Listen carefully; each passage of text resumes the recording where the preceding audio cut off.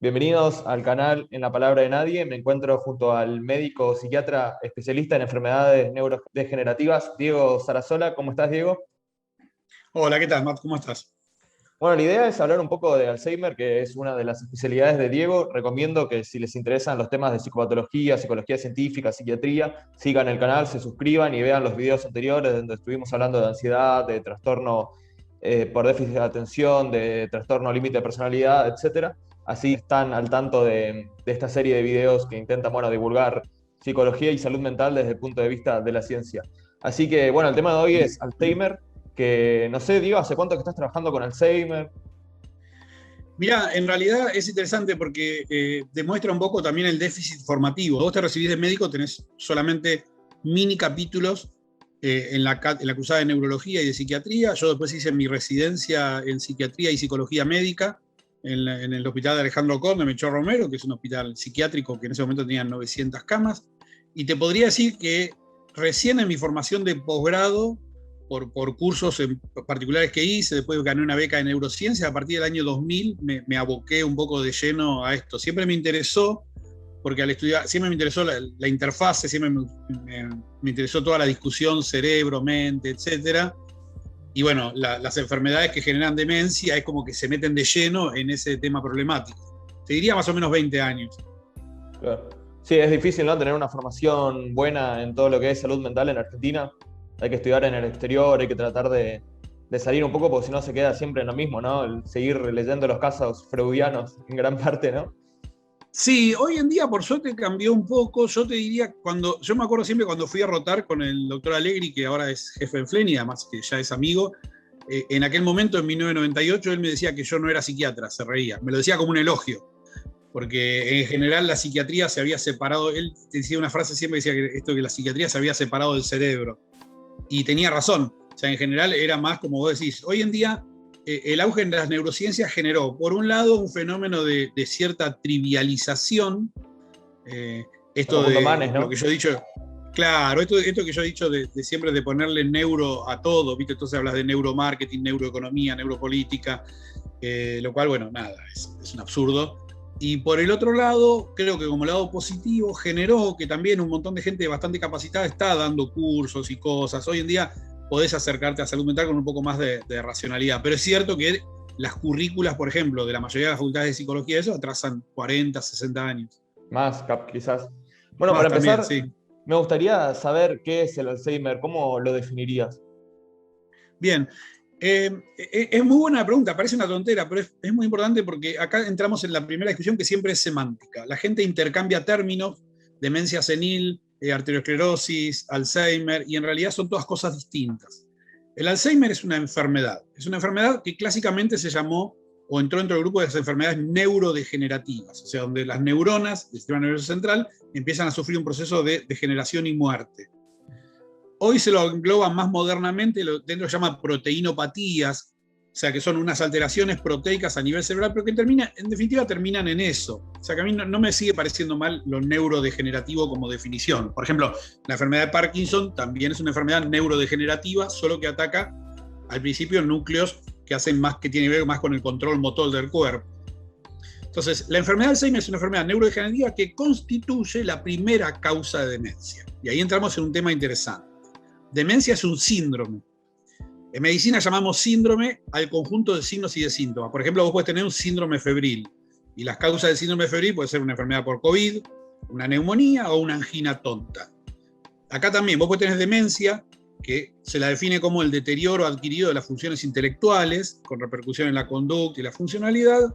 Entonces vos podés tener demencia por HIV-Sida, una demencia pugilística, demencia alcohólica, y las dos más comunes son las demencias por enfermedad de Alzheimer y la demencia vascular, antiguamente llamada arteriosclerosis. Por eso viene bien la definición. Una cosa es la enfermedad de Alzheimer, que es una enfermedad que produce un deterioro que lleva a la demencia, y otra cosa es la demencia. ¿Los enfermos psiquiátricos que tienen esquizofrenia también se considera demencia? Bien, es un buen punto. Eso en realidad se considera demencia en sentido jurídico. Ahí hay otra definición. El concepto, volvemos a la semántica. Demencia en términos médicos es esto que yo te decía. Demencia en sentido jurídico es aquel que no puede coordinar o dirigir sus acciones. Entonces, en ese punto, el esquizofrénico es un demente en sentido jurídico. Más allá de que además está descrito que la esquizofrenia, de modo crónico, también produce un deterioro de las funciones cognitivas. Antes pensábamos que no, por este dualismo de que hablábamos al principio. Todavía en muchos lugares, cosa que yo estoy totalmente en desacuerdo, se habla de trastornos orgánicos versus funcionales, como si la esquizofrenia no fuera un trastorno orgánico cerebral, digamos. En definitiva, es algo que yo piense que es un espíritu o el alma en lo que se afecta. La esquizofrenia también es una afección cerebral, solo que la mayoría de sus trastornos está al nivel, sobre todo, del pensamiento y de la conducta. Pero en los esquizofrénicos crónicos también se ven deterioro. De hecho, Kraepelin llamó en 1900 a la esquizofrenia como la demencia precoz. O sea que ya estaba descrito esto. Claro. Bueno, volviendo al Alzheimer, me gustaría saber cómo se diagnostica. Bien, el diagnóstico de Alzheimer, hasta hace un tiempo decíamos que hay muchas veces en neurología y en neuropsiquiatría se usan estadios, diagnóstico probable, diagnóstico definitivo.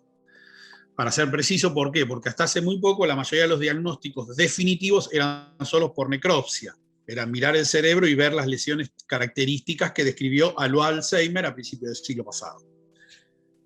Hoy en día tenemos marcadores que nos permiten hacer esto en vivo, pero globalmente el 98% te diría de los pacientes se pueden diagnosticar con la combinación de 4 cosas.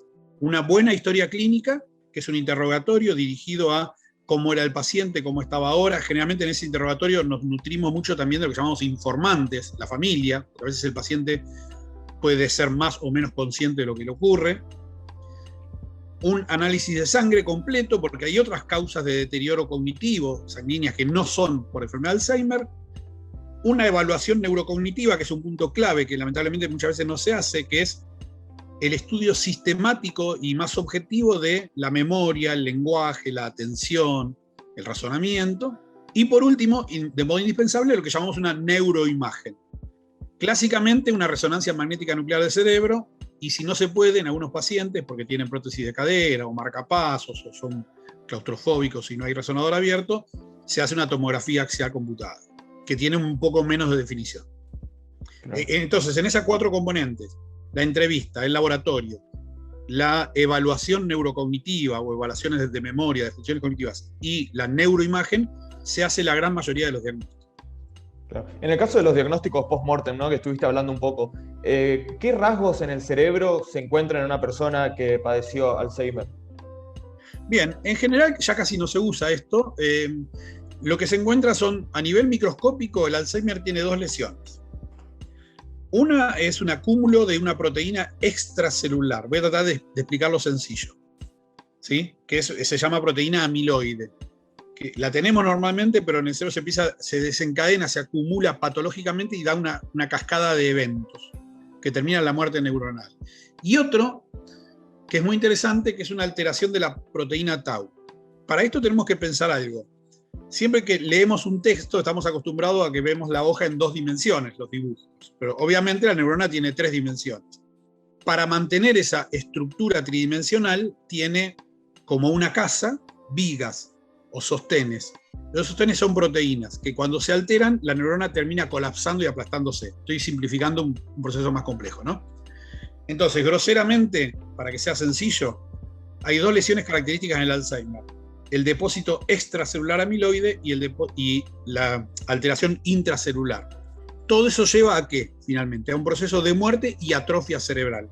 Un cerebro con Alzheimer, macroscópicamente, o sea, lo que nosotros vemos a simple vista es un cerebro mucho más chico, con atrofia general.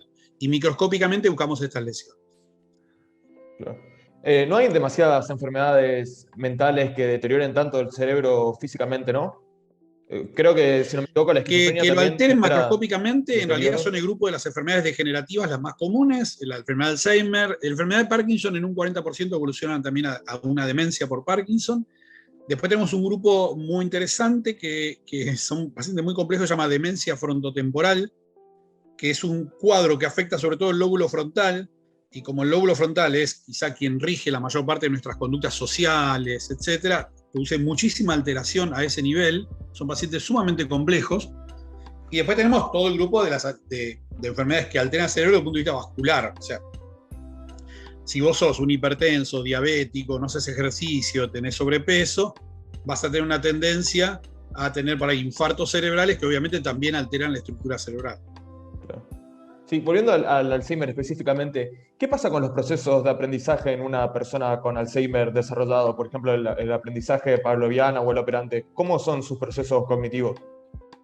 Bien, a ver, yo te distinguiría tres cosas distintas, porque el aprendizaje pavloviano, descrito justamente a principios del siglo pasado, es un aprendizaje en un punto relativamente inconsciente, casi no usa la corteza cerebral. Es un aprendizaje netamente asociativo, donde vos asocias un estímulo a una respuesta, generalmente la respuesta es más neurovegetativa, o sea, del sistema nervioso autónomo, por lo tanto está bastante preservado, ¿sí? Nada más que no tiene mucha implicancia práctica en un paciente con una demencia avanzada. El aprendizaje operante, que es el que describió Thorndike y Skinner, donde vos actúas y recibís una recompensa, sí sigue funcionando. De hecho, hay muchos mecanismos conductuales no farmacológicos que intentan usar estas cosas para corregir algunos trastornos en el paciente, ¿sí? Y después tenemos el aprendizaje cognitivo más complejo, que es el que vos podés tener al estar escuchando esta charla, o la gente que la escucha, que obviamente, si vos vas a recordar algo de esta charla, no es porque en tu alma o espíritu quedó la impronta, sino porque tu cerebro produce cambios sinápticos y metabólicos que hacen que esto lo recuerdes. Ese aprendizaje es el que más se altera. ¿Por qué? Porque ese aprendizaje hace un uso intensivo de la memoria. Por eso es un error cuando alguien dice estudia de memoria o no estudia de memoria. Lo que está diciendo en realidad es que estudia más literalmente o no, pero siempre se estudia con la memoria. Sin memoria no existe ese aprendizaje. Y característicamente la enfermedad de Alzheimer es una enfermedad que sobre todo afecta a la memoria. Por lo tanto, ahí va a haber una alteración severa del aprendizaje. Más, uno de los síntomas más comunes del Alzheimer es que no pueden aprender cosas nuevas. Se les dificulta muchísimo adquirir nuevas habilidades. Y otros aspectos de la personalidad de una persona con Alzheimer, por ejemplo, si una persona con Alzheimer tendía a ser gruñón o a ser simpático y a hacer chistes, ¿esos aspectos de la personalidad se mantienen cuando el Alzheimer es muy avanzado? Es muy interesante porque te diría que es una de las preguntas clásicas de las familias, porque acá tenemos que pensar en esto. Nuestro proceso de degradación cerebral que ocurre en el Alzheimer es un proceso que es gradual. O sea, uno no tiene que pensar esto en blanco o negro, sino en un degradé de grises. Tan sutil que yo a veces no puedo ver dónde está la diferencia. Muchas veces me preguntan, ¿pero esto que tiene mi papá es su personalidad o es la enfermedad? Y la verdad que uno está tentado a decirle 70-30, pero eso no existe. ¿Por qué? ¿Qué es la personalidad en definitiva? Es un conjunto de rasgos de conducta y de procesos cognitivos que son relativamente estables en el tiempo. Vos sos un tipo, en general, si a vos se te califica como alguien, por ejemplo, de rasgo extrovertido, obviamente con las adaptaciones del caso, vos vas a ser en general extrovertido en casi todas las situaciones y en casi todos los eventos. Esa impronta de personalidad es la combinación en los primeros años de tu vida, primeros 18 o 20 años, de características genéticas que condicionan tu estructura y características ambientales. Obviamente que lo cultural y la crianza pesa y pesa mucho. Es un error pensar eso. De hecho, es un error común dividir entre genetistas y ambientalistas, cuando en realidad nadie considera más el ambiente que los genetistas en serio. Claro. Entonces, cuando una persona llega a los 60, 70 años, normalmente suele estar un poco más rígida, aunque no tenga Alzheimer. Digamos, es una persona un poquito más inflexible, etc. La gran mayoría de las veces, los pacientes con demencia rigidifican su rasgo previo. No digo siempre, pero la gran mayoría de las veces el paciente que es desconfiado se vuelve paranoide, el paciente que es rígido se vuelve mucho más rígido. Algunas veces, generalmente cuando está más involucrado el lóbulo frontal, puede haber un cambio, donde el paciente era más parco y se puso más charlatán, etc. Pero la gran mayoría de las veces no. La gran mayoría de las veces es como vos me decías, es el rasgo de personalidad que se agrava y pierde flexibilidad, cuando justamente la flexibilidad es clave para nuestro rol social. Claro. Y si hay una persona que tiene rasgos de personalidad, como se dice, no en el sentido psicoanalítico, pero sí neurótico, por ejemplo, ¿puede llegar a desarrollar problemas de ansiedad? O sea, ¿puede haber una comorbilidad en ese caso? Sí, vos sabés que cuando yo me formé, cuando yo estoy hablando hace bastante ya, se decía que los pacientes con Alzheimer no se deprimían ni tenían ansiedad porque, bueno, como tenían demencia, no. Y era un desconcepto muy fuerte. Los trastornos de ansiedad y la depresión son comorbilidades sumamente frecuentes. Porque en definitiva la ansiedad tiene un doble componente. Un componente que es neurovegetativo. O sea, cuando vos estás ansioso sueles estar más taquicárdico, sudoroso en las palmas, etcétera, etcétera. Y después un proceso cognitivo de cierta aprensión, angustia. El paciente con Alzheimer, muchas veces por su propio deterioro, los procesos cognitivos no están tan elaborados en la cuestión ansiosa, pero lo ves más inquieto motrizmente, insomne. Y sí, es una cosa muy común y es complejo porque a veces los fármacos para la ansiedad pueden empeorar otros aspectos. Claro. ¿Qué porcentaje de la población aproximadamente padece de Alzheimer? El Alzheimer, a partir de los 65, 60, 65 años, más o menos duplica su incidencia cada 5 años. O sea, vos considerá que más o menos el 45% de los mayores de 85 años tiene enfermedad de Alzheimer.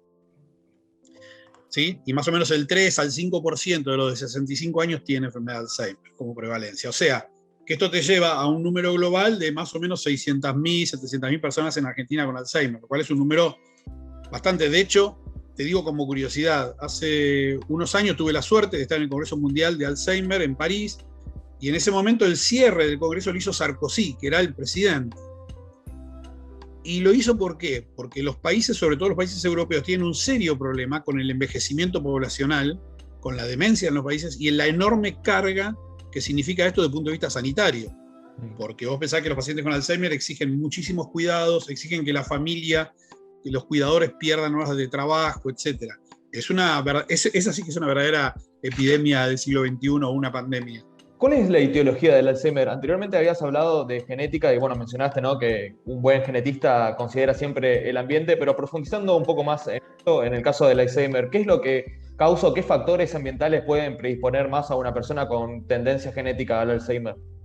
Bien, vos ahí tenés que establecer una diferencia. Hay un tipo de Alzheimer que es genético, autosómico dominante, de inicio muy temprano, a veces 40, 45 años, que se corresponde al 1%, 2% de enfermedad de Alzheimer. La enorme mayoría de los casos de Alzheimer, que son los que conocemos frecuentemente, ¿sí?, son los llamados Alzheimer esporádicos.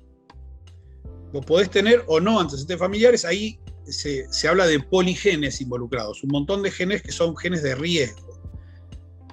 Y sobre eso se montan un montón de factores de riesgo que antes, de hecho, hasta hace unos pocos años no los considerábamos. Hoy sabemos que, por ejemplo, la educación es un factor preventivo del Alzheimer, ¿sí? La depresión en la edad tardía es un factor de riesgo, los síndromes metabólicos, la hipertensión arterial, los hábitos alimentarios, la actividad física. Había un montón de cosas que estaban como separadas y hasta hace poco, esto es lo maravilloso de cuando se hace ciencia en serio, porque hasta hace poco decíamos, bueno, la enfermedad de Alzheimer es degenerativa, punto. Si te toca tenerla, listo. En cambio, la vascular es la que depende de tu glucemia, hipertensión, etc. Hoy sabemos que no.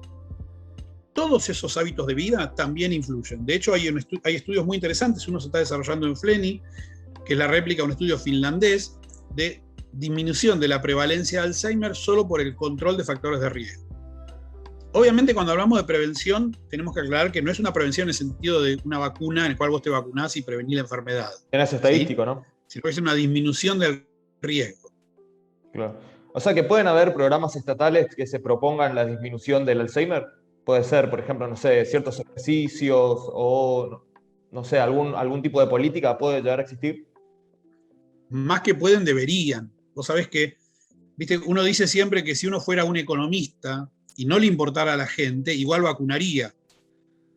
Porque si vos comparás el costo de una vacuna versus el costo de la complicación, involucrado en la complicación no solo la enfermedad, sino lo que hace perder la productividad, no cabe duda. Es como en su momento se planteaba sacando discusiones estúpidas de orden moral, la discusión versus cuánto cuesta un preservativo y cuánto cuesta un día de terapia intensiva en un paciente con SIDA. O sea, y acá es lo mismo. El impacto poblacional que tendría a nivel sanitario, la inversión primero, porque obviamente es una inversión, al principio necesitas hacer un gasto de planes sistemáticos de buena alimentación, de actividad física, actividad cognitiva, es enorme. De hecho, se hizo un país en serio como Finlandia y se logró bajar la prevalencia en casi un 30%, que es una monstruosidad en términos de número.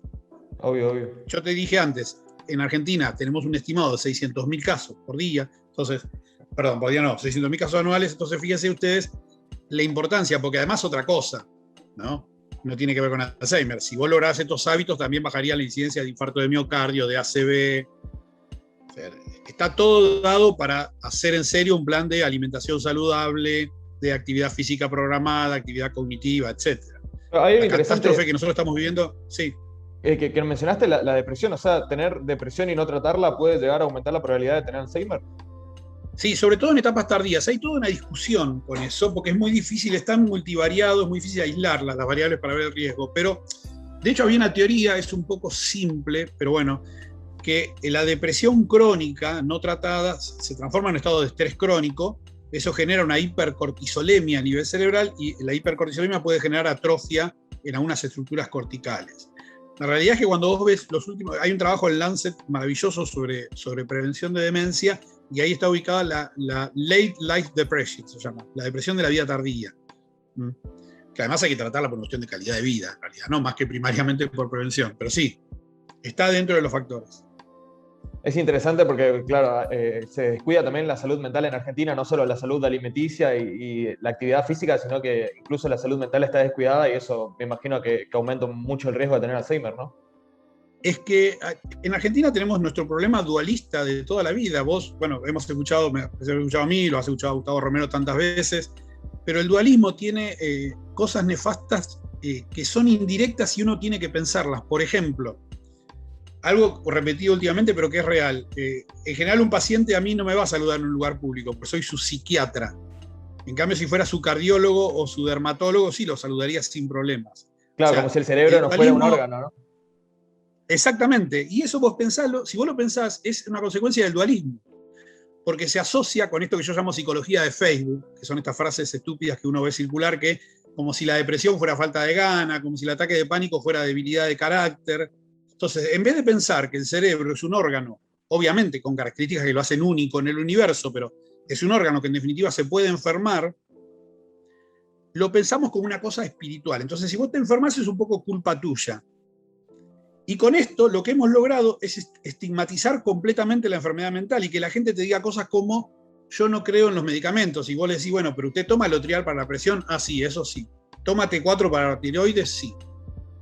Entonces, aceptan todo, aceptan tomar de por vida y no te aceptan tomar un fármaco para mejorar su salud mental. Y yo estoy convencido que esto es una mala formación crónica que tenemos y es una concepción dualista totalmente errónea que tiene muchas consecuencias negativas. Esta es una de ellas. Claro. Volviendo al Alzheimer y lo que puede causarlo y cómo evitarlo, ¿el consumo de drogas puede aumentar el riesgo de padecer Alzheimer? No está asociado con consumo de drogas. Sí hay una asociación con lesiones vasculares indirectas con drogas, por ejemplo, de tipo cocaína, pero eso tiene que ver con vasoespasmos que producen.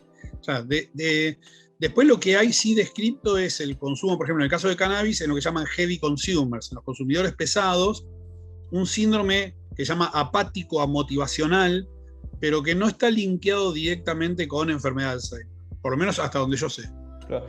Y para tratar el Alzheimer, ¿cuál es la terapia más eficaz?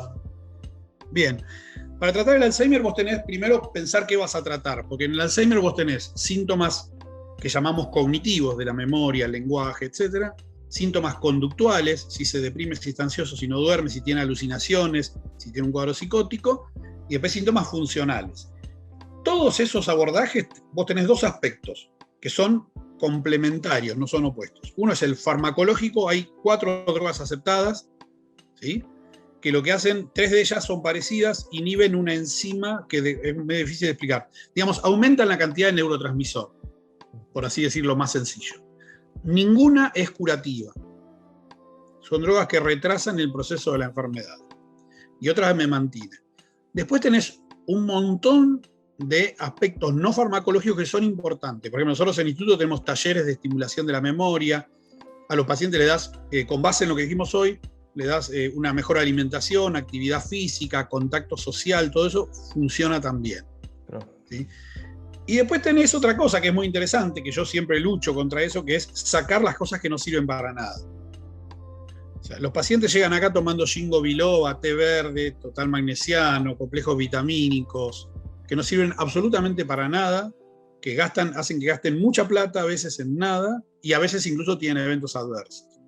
Entonces, la tarea del médico es no solo dar lo que corresponde, sino sacar lo que no corresponde. Increíblemente, en nuestro país, tanto PAMI como IOMA cubren un montón de fármacos que tienen una ineficacia, no solo tienen, es un punto más en el análisis de la evidencia, no es solamente que no tienen demostrada eficacia, tienen demostrada ineficacia. Ah, claro. Lo cual es una tragedia. Nosotros hicimos un trabajo que lo publicamos en una revista afuera, donde veíamos que había casi un 20 millones de dólares al año se perdía el Estado dando cobertura a drogas que no servían para nada. Hicimos un análisis de más de 8 millones de recetas prescritas a nivel en PAMI, y la evidencia hoy en día, no, digamos, la evidencia está al alcance de cualquiera que la quiera analizar críticamente. Entonces hay que formar mejor a todos. En el caso de Argentina, ¿qué tan accesibles son los fármacos? ¿Son de muy elevado precio? ¿Son difíciles de conseguir? Los fármacos no. Son bastante accesibles, la mayoría de las obras sociales lo cubren. Son estas 4 drogas que te digo. Distinto es la accesibilidad para las otras cosas, estimulación cognitiva, talleres, ahí bueno, es muy variable, viste que nuestro sistema de salud es muy, muy sui generis, ¿no? Es una cosa mixta entre lo privado, lo público. Sí se viene algo que yo creo que yo tengo una opinión personal que no es compartida por todos mis colegas.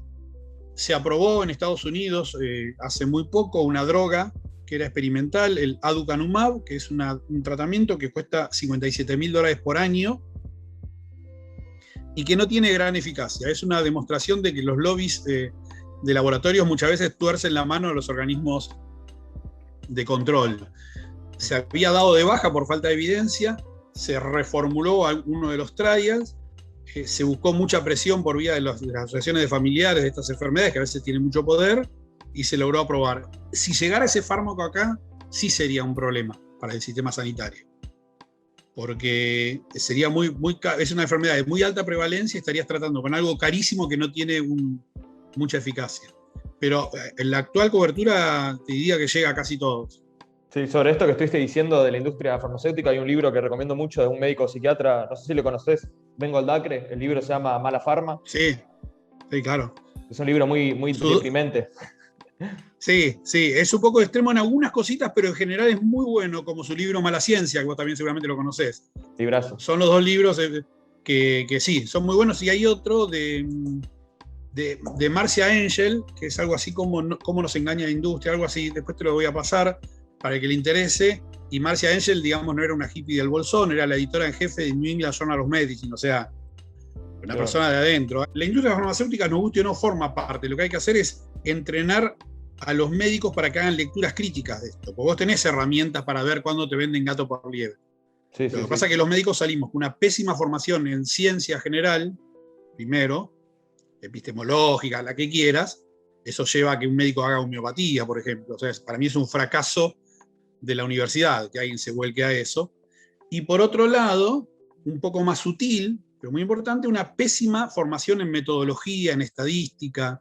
Entonces no sabemos leer una tabla, no sabemos qué es un off ratio, no sabemos nada. Todo lo hemos tenido que hacer después, a los que nos interesa.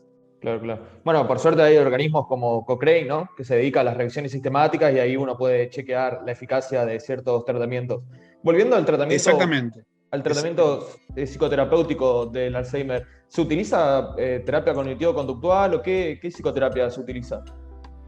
Sí, obviamente, globalmente la terapia cognitivo-conductual funciona mejor, pero en particular en estas enfermedades donde vos no tenés, sobre todo cuando ya pasaron de cuadros leves, no tenés muchas herramientas para poder trabajar con el paciente, tenés que trabajar más. Digamos que a medida que avanza el cuadro te vas poniendo más conductista, por una cuestión de limitación del aparato cognitivo, ¿sí? Entonces, lo que pasa es que acá hay que entender, una cosa es, no sé, vos venís, tenés 70 años, tus viejos murieron de Alzheimer, te empezás a olvidar, estás deprimido, en esos casos, la psicoterapia, lo que yo siempre digo es que el psicoterapeuta conozca lo más básico que sea de neurociencia, porque yo he visto atrocidades de interpretaciones de síntomas que son síntomas puros de la enfermedad, digamos. Por ejemplo, los olvidos de familiares, contrariamente a lo que la gente cree, ocurren bastante al azar.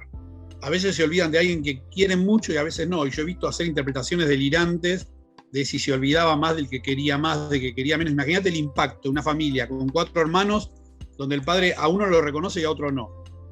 Claro. Si ponemos a hacernos interpretación de eso. Eso es una tragedia. Bueno, y justamente en el caso de la familia, ¿no? En el caso de que, por ejemplo, yo me haga cargo de un abuelo, por ejemplo, que tiene Alzheimer, ¿qué es lo que me conviene hacer? Es decir, ¿cómo abordar esa problemática? ¿Cómo tratar con una persona con Alzheimer en la familia? Bien. Es muy importante eso, tanto que nosotros en nuestro instituto tenemos psicólogas que coordinan grupos y que atienden a los familiares.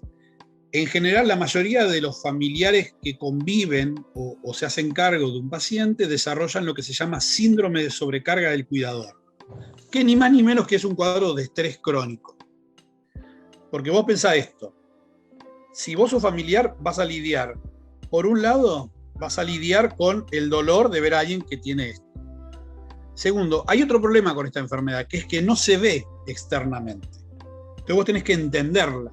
Digamos, si vos estás con una persona con silla de ruedas, vos no le vas a pedir, che, caminá, ponele onda. Obvio. En cambio, en un paciente con Alzheimer podés hacer un equivalente a veces en lo que le exigís. Entonces tenés que formarte, por eso hay que instruir a la persona para que entienda que la mayoría de las reacciones de un paciente con Alzheimer no son personales. Obviamente esto es muy fácil decir de otro lado, porque vos conviviendo un día te cansaste, de hecho un cuidador sobrecargado, pero nosotros lo que hacemos es dar las herramientas formativas y detectar la sobrecarga. De hecho hay escalas que se usan para detectar sobrecarga, porque entonces lo que hacemos es también tratar al familiar. Y esto, Porque si no se hace un ciclo vicioso. ¿se puede Sí, acceder perdón. a este asesoramiento en un hospital público? ¿Están preparados para En eso? algunos hospitales, por ejemplo, en La Plata, en el Hospital Gonet, que está la doctora Cristali, maneja un grupo de estos que sí. En el Hospital Rossi creo que también, pero no es lo más común. Porque, bueno, lamentablemente no está lo valorado que corresponde, pero es muy, muy importante. Muchas veces el paciente termina internándose no tanto por la evolución de su cuadro, sino por la repercusión que tiene esto a nivel familiar. Porque aparte de un cuidador familiar, es un cuidador que va a abandonar en parte a su familia, su trabajo, hay un impacto económico, o sea, son muchas las variables que se juegan. Claro. Bueno, hablando justamente de esto, me gustaría saber si vio la película The Father, que le dio el Oscar a Anthony Hopkins, que justamente trata, ¿no?, de una persona con Alzheimer y su relación con la familia. Quería saber si la vio, si le pareció realista la representación. No, sé que no la vi, pero sí te puedo comentar de gente de que tengo mucha confianza que me vale su opinión, digamos, son colegas, y que me dijeron que está bastante fielmente. En realidad, hoy en día estas películas se hacen asesoradas. De hecho, otra película como Still Alice, que es de esta mujer que se da cuenta que va a tener Alzheimer, tuvo el asesoramiento de Ronald Peterson, que es uno de los principales investigadores en Estados Unidos sobre Alzheimer. O sea que hoy en día, el mismo El hijo de la novia, trayendo algo más acá, la gran mayoría de tópicos que tocan son bastante adecuados. Después no puedo opinar, insisto, de la película, pero después tenés seguramente alguna concesión hollywoodense, porque bueno, es inevitable. Pasó con la representación del autismo, ¿no?, que había como mucho mito, pero bueno, en el Alzheimer parece que no es tan así. Me gustaría saber ya un poco más en lo que son los síntomas. Hay una idea, vos me dirás si es un mito o es verdadera, de que la gente con Alzheimer se olvida, pero nunca de los recuerdos, de los primeros recuerdos, es decir, que recuerdan cosas de la infancia, de la niñez, de la juventud, pero se olvidan, digamos, todo lo posterior. Quiero saber si esto es así y si es así, ¿por qué? Sí, vos sabés que eso es bastante así. De hecho, hay una ley, se llama Ley de Ribot, que es un psicólogo francés de principio del siglo pasado, en realidad de fines del siglo anterior también, desarrolló su trabajo, que es, en realidad, si me escucha algún filósofo de la ciencia, digo ley, me va a matar, pero digamos, es el concepto de ley cuando nosotros decimos una especie de norma, ¿sí?, en el cual los recuerdos suelen perderse de lo más reciente a lo más lejano. No hay una explicación fisiopatológica muy clara. Lo que sí sabemos, y es lo que se especula con esto, es que los recuerdos cada vez más consolidados forman parte de una red a nivel cerebral. Entonces tienen más consolidación. De hecho, nosotros lo vemos a veces en pacientes que son bilingües, con el segundo idioma tomado posteriormente, que también suelen perder primero más rápido el idioma más nuevo adquirido. Parece haber que a nivel sináptico todo tienen menos estabilidad estos recuerdos. De hecho, es muy común que la gente erróneamente diga tuvo una regresión. En realidad no es una regresión, sino que son los únicos recuerdos que le quedan. Claro. Vos tenés que pensar esto. Tuve el placer de hablar, me acuerdo esto, con Gustavo Romero y con Mario Bunge en un congreso. Me invitaron a hablar de esto. Sí, creo que yo fui en la Facultad de Ciencias Exactas. Exactamente. Sí, En un ahí. evento, entre un suceso, en un evento A y un evento B, ¿Qué es lo que a vos te da psicológicamente la noción de transcurrido del tiempo? Todos los eventos intermedios. Entonces, cuando por culpa de la falla de memoria empezás a perder los eventos intermedios, se produce una especie de aproximación entre evento A y B. Que es lo que yo observaba esto empíricamente. Me acuerdo que se lo comenté a Gustavo y él me invitó muy generosamente a hablar de esto, sin poder yo desarrollar un modelo de por qué ocurre, sino más bien, me acuerdo que titulé la charla Especulaciones, porque hay que ser cuidadosos con los términos. Pero lo que yo veía es que, por ejemplo, pacientes que habían perdido a su esposa o su esposo hace 8 años, lo empezaban a revivir como si lo hubieran perdido hace muy poco tiempo. Y esto era por qué, especulaba yo, y veía. Porque al perder todos los recuerdos en el medio, este suceso traumático se aproximaba temporalmente. Y esto lo ves en la consulta, es muy dramático. Te dicen, no, porque falleció mi esposa, lloran en el consultorio, y la hija que está atrás dice, pero esto fue hace 15 años. Claro, muy interesante. Entonces, ¿hay es muy investigaciones interesante que recomiendes para profundizar en este tema? Sí. Hay un investigador en memoria, se llama Daniel Schachter, sacó un libro muy bueno, se llama Los 7 pecados de la memoria, que habla del proceso de memoria en general, pero es un libro que son de los libros que me gustan a mí, que hacen buena divulgación científica, pero a su vez con muy buena literatura científica. Claro, o sea, no es esta cosa de, yo no recomiendo no voy a hacer nombres, porque los conozco a todos, los neurocientíficos que hablan, pero nunca recomendaría libros de divulgación que no tienen bibliografía atrás. Parece una atrocidad. Vos después podés, si querés, no leerla, pero ese es otro tema. Claro. Después, hay mucho publicado sobre Alzheimer, pero digamos, lo más interesante acá es que hemos aprendido a veces, de hecho, bueno, mi instituto, por ejemplo, que se llama Alexander Luria, toma su nombre no de alguien de Alzheimer, pero sí de alguien que en la década de que no había neuroimágenes, porque este fue el gran salto de calidad. Si no me equivoco, Luria es uno de los fundadores de la neurociencia soviética, ¿no? Claro, Luria tuvo el problema de estar detrás de la cortina de hierro. Luria dirigía un hospital de heridos de guerra en la Segunda Guerra Mundial y empezó a deducir a partir de los heridos y los impactos cerebrales cómo especular, más que nada, cómo era el funcionamiento cerebral. Y de hecho, muchas nociones todavía hoy las mantenemos. Sí, recuerdo increíbles como de Luria unos estudios sobre el sueño que eran excelentes. Eran alabados por Sí, porque era una persona que con las limitaciones que le daban, no solo la cuestión ideológica general, sino las cuestiones tecnológicas de la época, tenía una gran habilidad y rigor para someter sus especulaciones a prueba. Por ejemplo, mucho que sabemos del cerebro ejecutivo, del lóbulo frontal, lo conocemos gracias a él. Después, obviamente, se evoluciona, pero esto de esta famosa frase, estamos parados en hombros de gigantes, que tantas veces se habla en la ciencia, en neuropsicología, claramente una de estas personas es Alexander Luria. Sí, me imagino que la investigación en la memoria habrá avanzado mucho del estudio del Alzheimer, ¿no? Se habrá nutrido mucho de esta enfermedad. Sí, vos sabés que las primeras investigaciones de memoria, bueno, en realidad es muy interesante porque, por ejemplo, vos tenés modelos como los que desarrolló Eric Kandel, que son modelos en aplicia, que es en un molusco, que yo uso mucho con los alumnos de la facultad para que entiendan, porque viste que a veces hay una visión hasta socarrona sobre los modelos animales, viste, como si nosotros viniéramos, o sea, visiones casi religiosas que ponen al chimpancé más cerca de la ameba que del hombre. Entonces, la mayoría de las cosas que sabemos a nivel molecular vienen de esos estudios, la memoria. Después, posteriormente, se empezaron a hacer estudios que se llamaban lesionales. Por ejemplo, el estudio más clásico, que lo podés buscar y está en todos lados, es el estudio de H&M, que es una especie de Dory de Buscando a Nemo. O sea, una persona que le sacaron los 2 hipocampos y quedó con una especie de perpetuo presente, una amnesia anterior. No pudo incorporar información nueva. Y ahí, por ejemplo, aprendimos que inteligencia y memoria son fenómenos disociados. Ahora parece una obviedad, pero había que demostrarlo. Sí, recuerdo también investigaciones muy interesantes de Lisa Loftus sobre cómo se construye la memoria, los falsos recuerdos.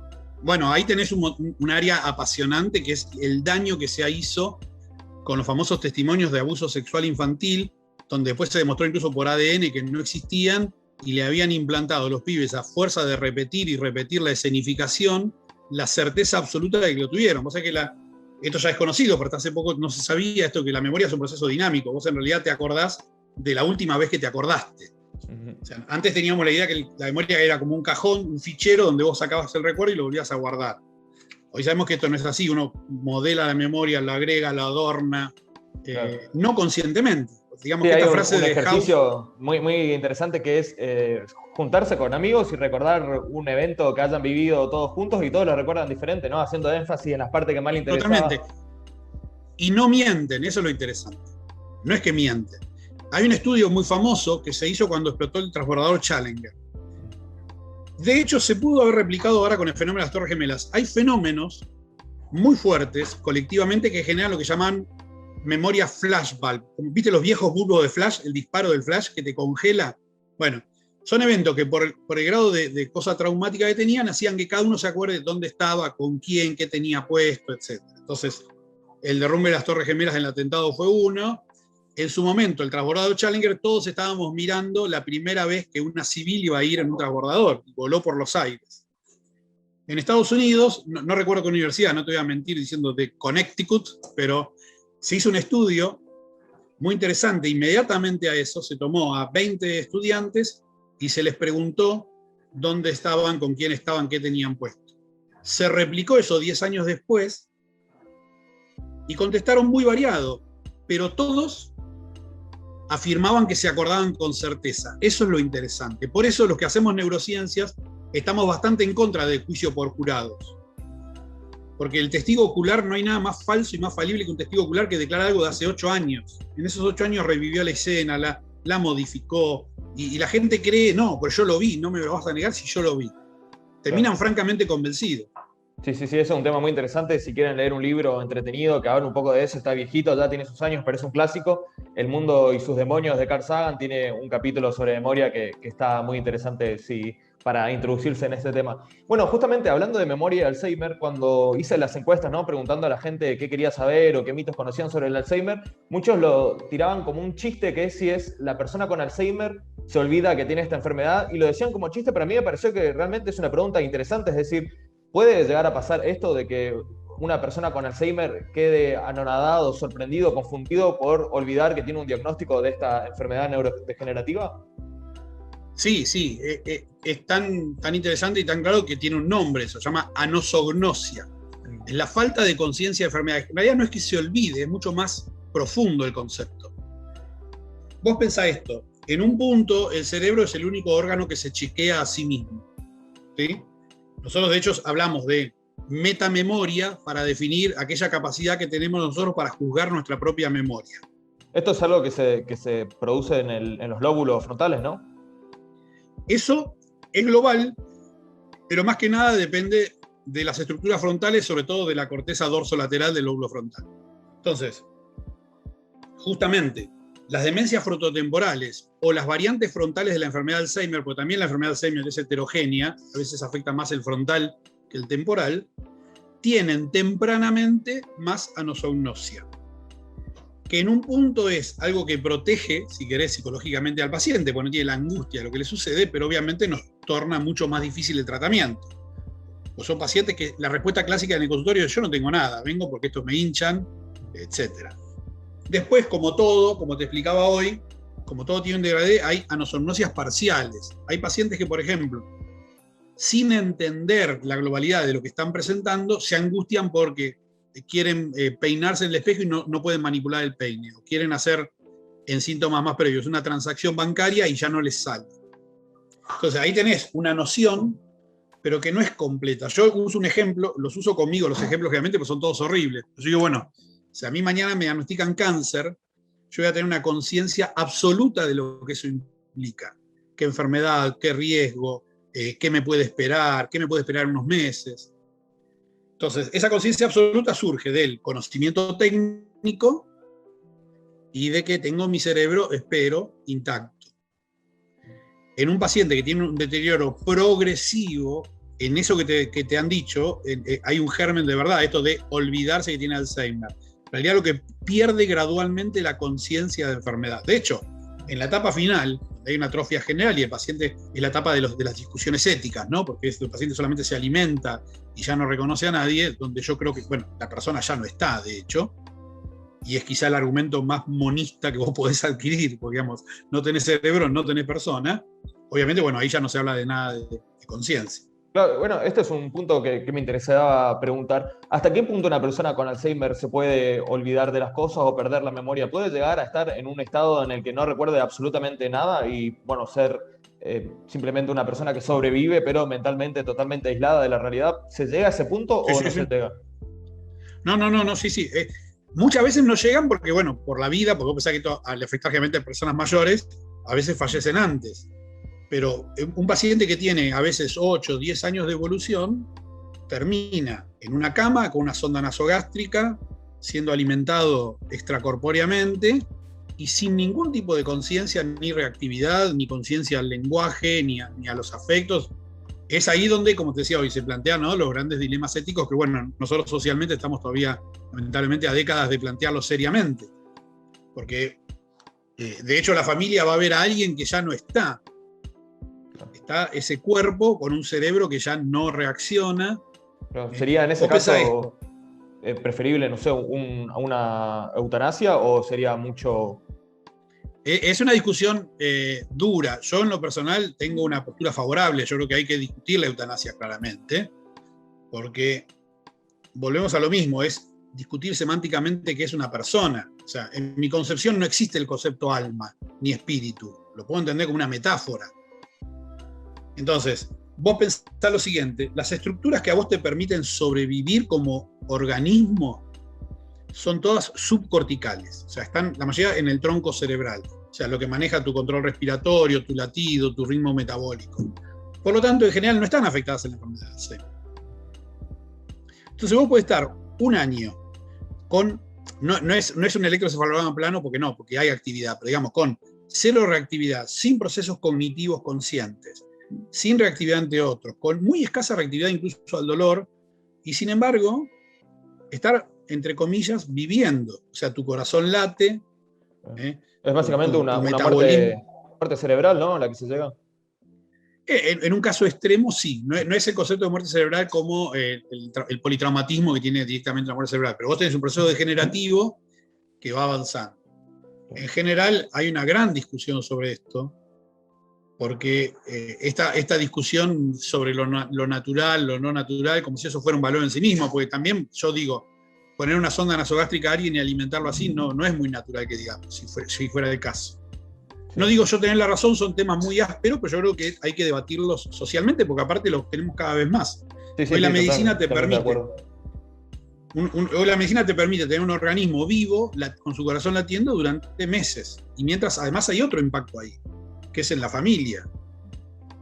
Claro. Degrada económicamente, moralmente a la familia, están destruidas y siguen estando ahí. En general, la enorme mayoría de las veces, la muerte llega como algo aliviador. Porque en definitiva, lo que yo siempre planteo con los familiares, estamos acompañando un proceso que siempre va a terminar igual. Claro. El tema es con qué dignidad se termine y de qué modo. Claro.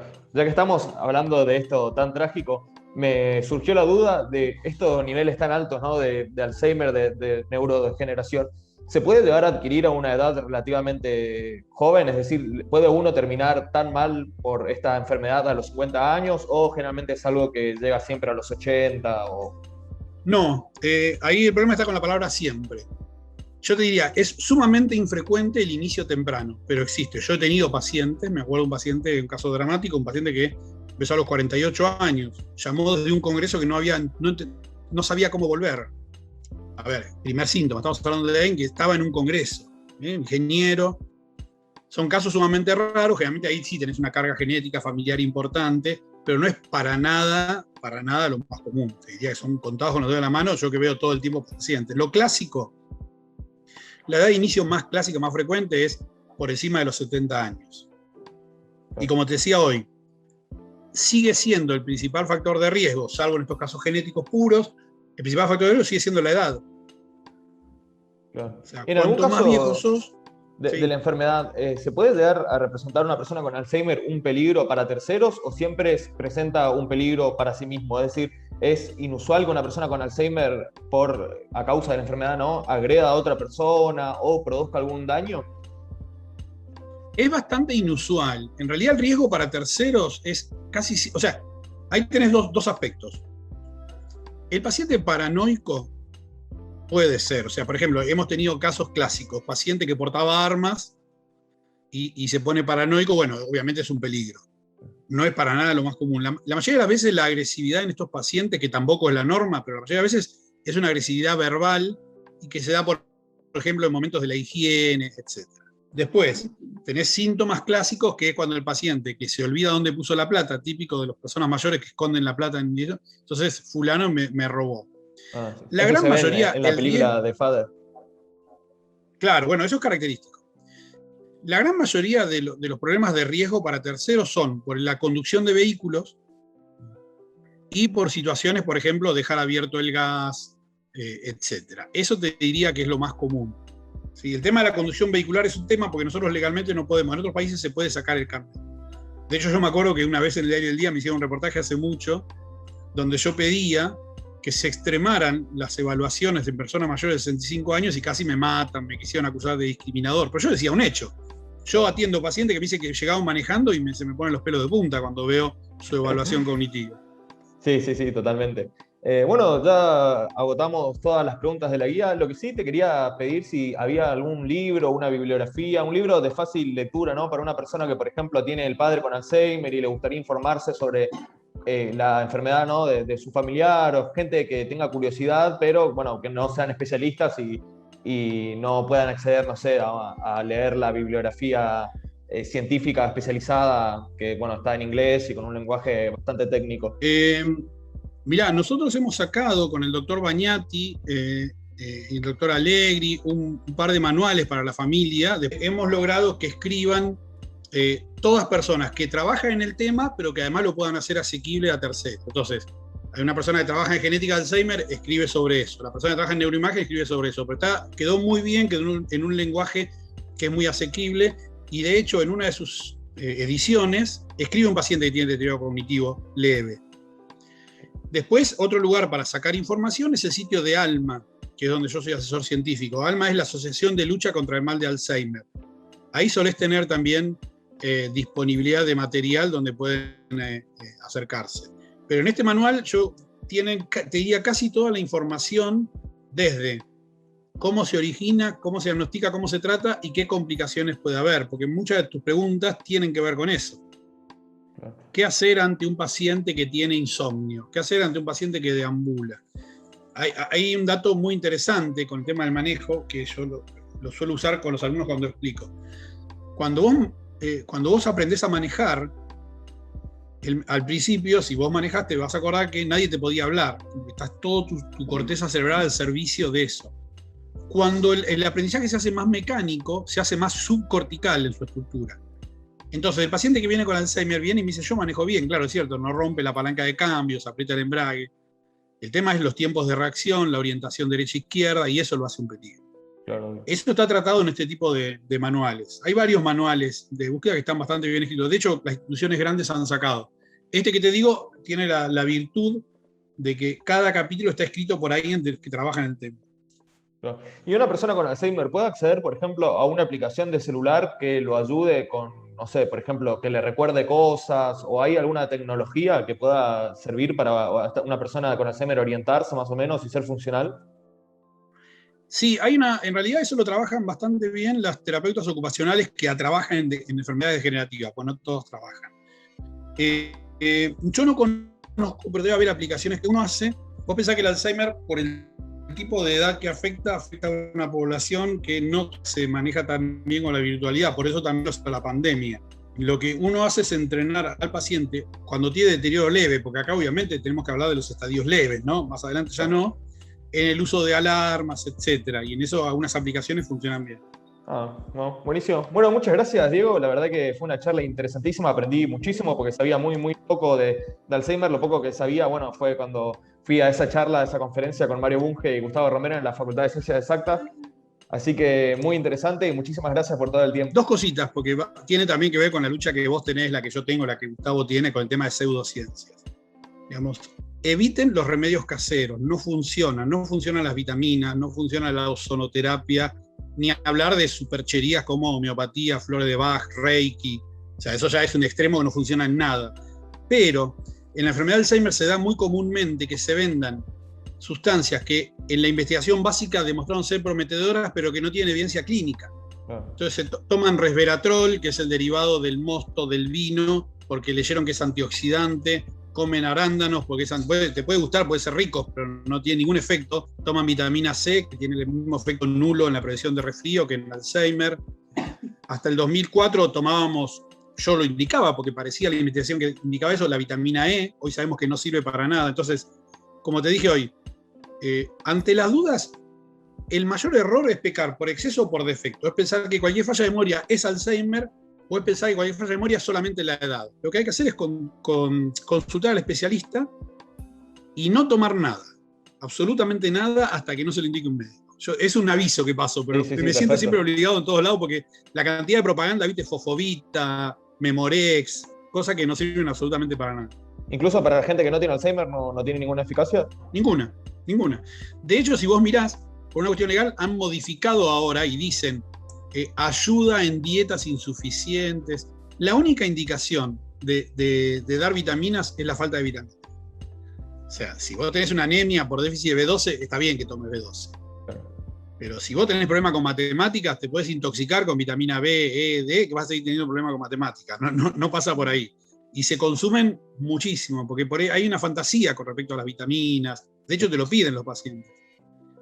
Lo mismo que el tema de cannabis. No existe ninguna evidencia de que el cannabis produzca una mejoría en esto. Hay solo un trabajo en trastornos de conducta incipiente, pero que está lejos de la eficacia de sí otras drogas. Lo que pasa es que la gente extrañamente no quiere drogas demostradas farmacológicamente y quiere apelar a este tipo de sucedáneos. Claro, sí. Sí, siempre en este canal tratamos de cuidar a la gente de las terapias pseudocientíficas, son un peligro y, bueno, en Argentina quizás más que en otros países, ¿no? Hay demasiada oferta. Totalmente, absolutamente. Bueno, Diego, un placer y espero que podamos charlar más adelante sobre alguna otra enfermedad, que es muy claro y muy interesante todo lo que decís. Yo a tu disposición, para mí es un placer, también me gusta mucho la divulgación, así que voy a meterme en tu canal y después te voy a poner ahí los datos de estos manuales. Buenísimo. Muchísimas Bueno, gracias. muchas gracias. Saludo grande. Saludos.